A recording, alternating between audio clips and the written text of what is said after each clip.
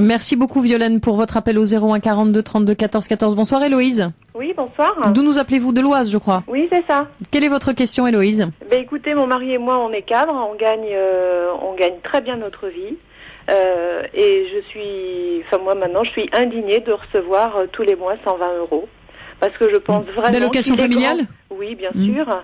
Je pense que maintenant, il est temps de prendre son courage à deux mains et que notre gouvernement soit courageux et propose ces mesures d'attribution d'allocation familiale en fonction des revenus.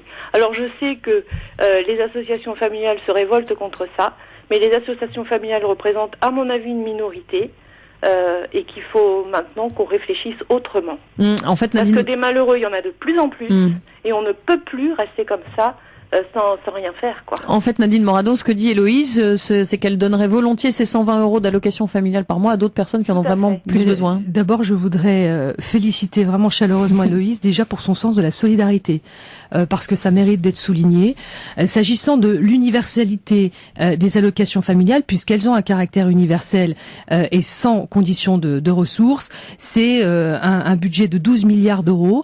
Et c'est vrai que sur l'universalité des allocations familiales, ça n'était pas un engagement du président de la République de les remettre en cause. Je ne dis pas qu'il ne faut pas ouvrir le débat à terme.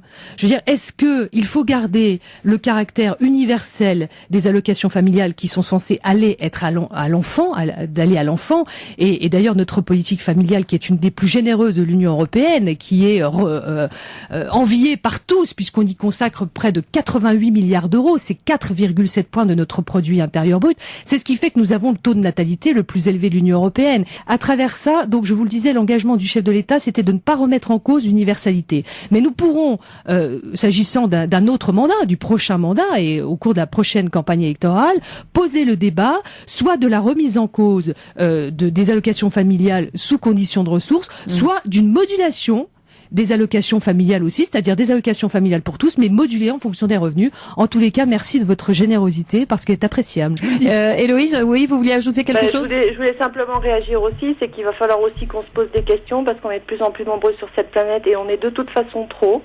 Et je pense que des allocations familiales données à l'inverse, c'est-à-dire plus on a d'enfants aujourd'hui, plus on a d'allocations familiales, eh bien peut-être qu'il faudra penser à donner de l'allocation familiale très élevée au premier enfant, moins au deuxième et moins au troisième, parce que de toute façon, alors on a beau être très fiers de notre taux de natalité, en revanche dans les pays en Afrique, il y a énormément d'enfants, eh bien nous faire moins d'enfants et accueillir justement, faire de l'immigration pour essayer d'élever le niveau de tout le monde. Je pense que vraiment là au niveau de la famille, il y a vraiment quelque chose à réfléchir, mais globalement, quoi. Et on aura l'occasion bien entendu d'en reparler comme de tous les sujets politiques et de société dans Europe 1 Soir. Merci beaucoup Héloïse pour votre appel.